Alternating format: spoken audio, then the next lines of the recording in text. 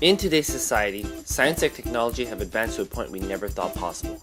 However, as developments in health, medicine, computers, and entertainment have grown, so have we. While these advancements have benefited greatly the mitigation efforts of risks all across the societal spectrum, it has also introduced a new risk, one that most people don't even realize they are committing. I'm willing to bet that you're sitting right now. Just about everyone sits when watching TV or on the computer. The average North American watches 35 hours of television a week, and those aged 8 to 18 spend an average of 50 hours a week on the computer. We sit when we eat, we sit when we travel, we sit when we work, and we sit when we play. Today's society has cultivated a culture of sitting. On average, we sit for over 9 hours a day, and that number is steadily growing. So what's the problem? What's the big deal about sitting? Well, simply sitting alone is lowering your life expectancy. A 2012 Australian study found that every hour you spend sitting in front of a television after age 25 takes 22 minutes off your life. Put in contrast to one cigarette, which reportedly takes 11 minutes off your life expectancy, and things start coming into perspective. When you're sitting, the electrical activity in your legs shut off. The rate at which you burn calories drops to 1 per minute, as opposed to an average of 3 per minute when simply standing. The enzymes that break down fats drops 90%. Ultimately, your chances of obesity and heart disease increase overall, simply because we sit too much. So how do we deal with a problem that is so inherent and ingrained in our society?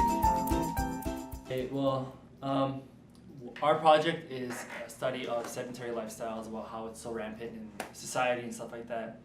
So we came across this study that was done in the Netherlands about 6 months ago in February. And what they did was they took 20 volunteers and they put them through 3 different 4-day cycles. And in each cycle they did various amounts of activity and sitting and sleeping. And what we're trying to do here is replicate those studies. Those studies were done in 12 days. We only have 3 days left, so we're going to do 1 day of each cycle and just see how I feel after each day. So today's day 1, and day 1 is the sitting regimen, which is 14 hours of sitting today, only 1 hour of standing, and then I sleep for the rest of the day. On day 1, we woke up bright and early to interview Craig Asmundson, a professor of kinesiology here at SFU and a knowledgeable person on the topic of sedentary lifestyles. So people have got to try to incorporate more activity into their daily lives.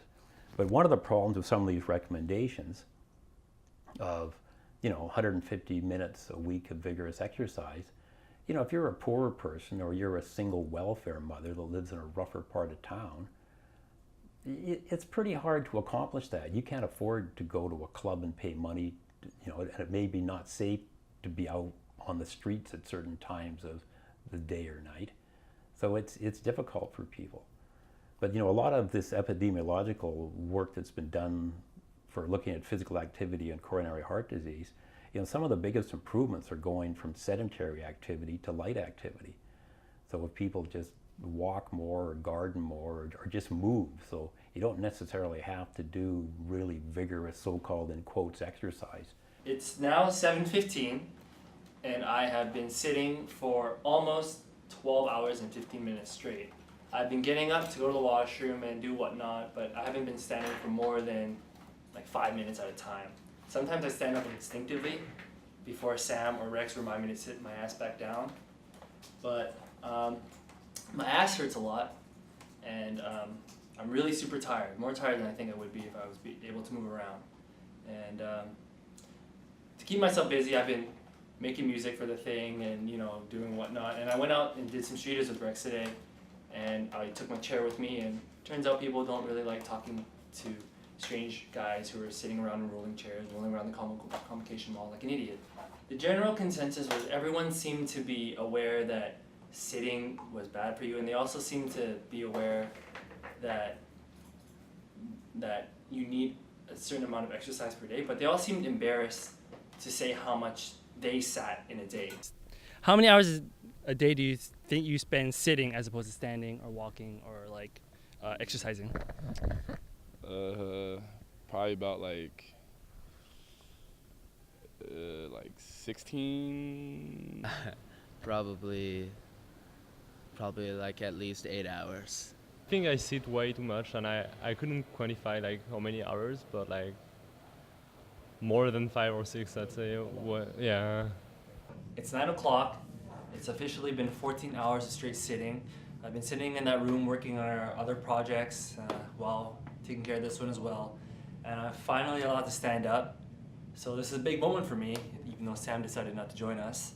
But I'm gonna try and stand up and stretch out a bit and touch my toes, which I was able to do this morning, and hopefully I'll still be able to do it right now. So I've stood up before and it feels tight, really tight, but it feels so good. But all right, ready? Oh yeah, it's tight. Yeah, it's tight. I can do it.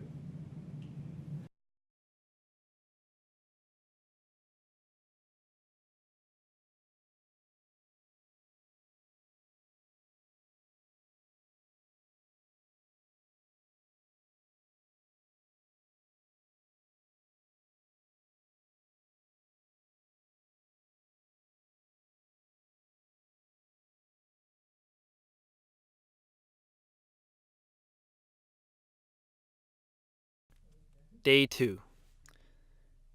Day 2 was spent roaming around Vancouver as we interviewed people from different sporting goods stores in order to investigate ways with which to combat sedentary lifestyles and promote healthy living.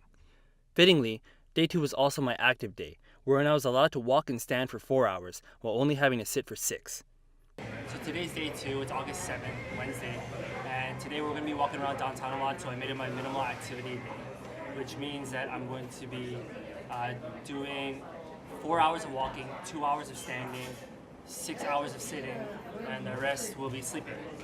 So we did some research about walking because we realized that when it comes down to it, the most basic way to cut down on sedentary lifestyle is to be just doing some activity throughout the day. So I figured the best way to measure that would be to use a pedometer, which I'm using here. I've taken 475 steps already today, so we're gonna keep it on me and just walk around town and see how many steps I get in by the end of the day. Did a little bit of research about it, figured that about 10,000 steps a day would be an active person. Alright, so we're right outside Mountain Equipment Co-op. We figure it's a good place to come and investigate just because it's the type of place where I think a lot of active people come to just buy their stuff for their shit. Really? What do you do to stay active, or what do you do to exercise? Well, I like to bike. That's how I commute. I stay active. I don't know. I do lots of hiking in the mountains, and I like to kayak in Falls Creek. So, how much would you say you sit in a week compared to how much you're up and about and moving around, or even standing? Oh, still much more sitting than being active. I don't know, 70% sitting, maybe. Okay, take 3. First time camera wasn't on. Second time the camera was pointed at my chest. So this time, I'm gonna do it right.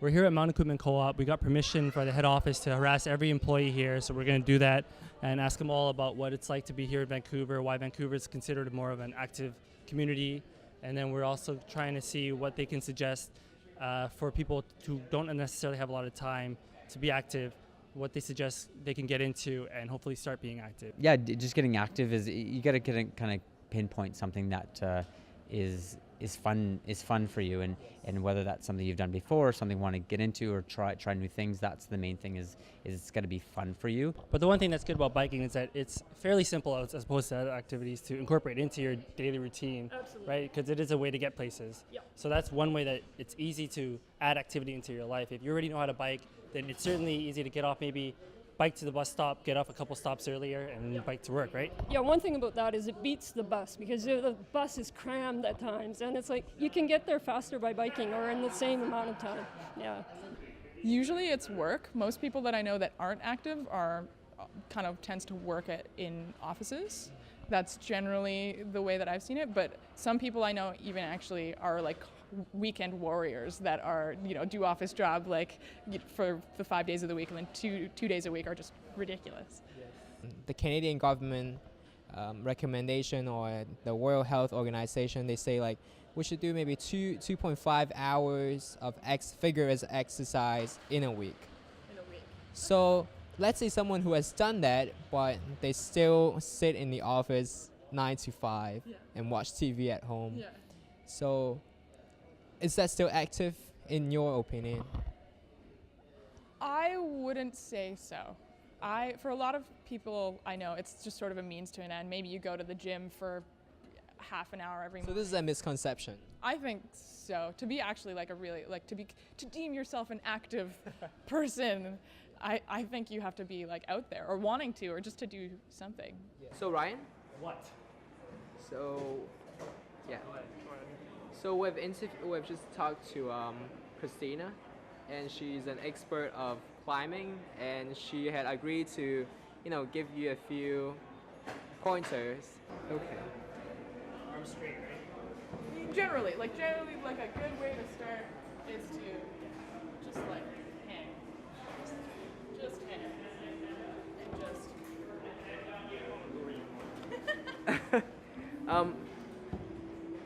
Yes. yeah, nice.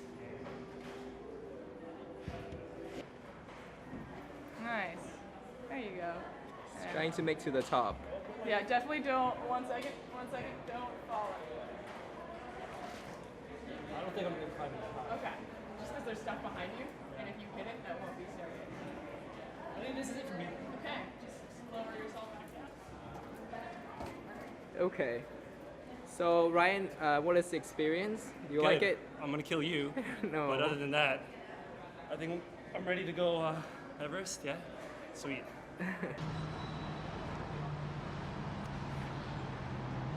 Ryan sitting. Yeah, I burned up a lot, like 2 hours of my sitting time in the morning already, riding the bus and taking the SkyTrain. I could be standing. Yeah, you can actually stand right now. Don't tell me what to do.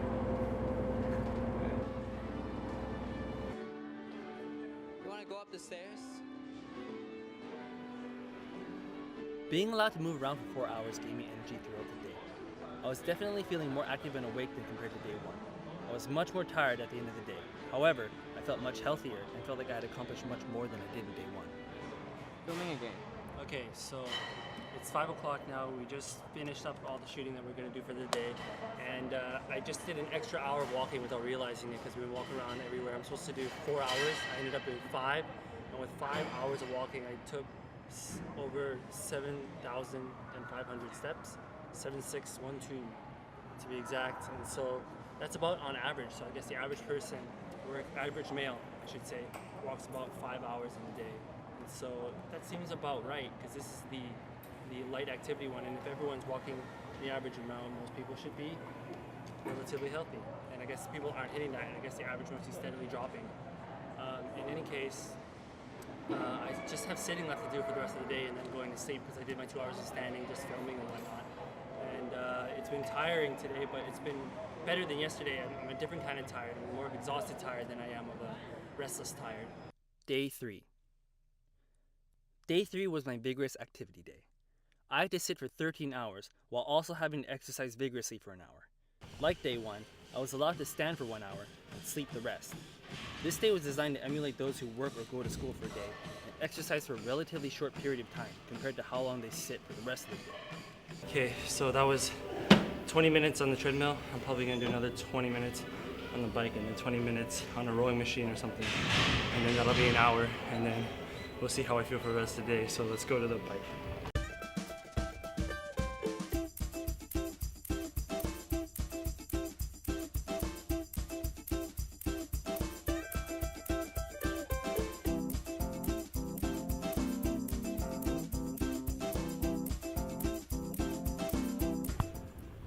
Okay, so that was 1 hour of vigorous training, 1 hour straight of exercise. So now I get to go change and then do 10 more hours of sitting and see how I feel after that. Right now, after exercising for an hour, I feel pretty good. I feel kind of energized and feel I'm tired, but I also feel like I'm ready to do more things in the day. What I came to realize was that with the little experience I had with each regimen, that day 2, my active day, felt the best of the 3 days. I felt healthier and more active throughout the day and was accordingly exhausted after a day of walking around. In contrast, days 1 and 3 left me tired for a different reason. Being forced to sit for an extended period of time made me feel unhealthy and as if I wasn't accomplishing as much as I could have been.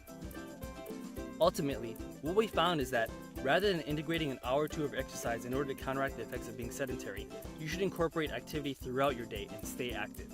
That would prevent you from sitting for too long at a time while also getting light exercise in throughout the day.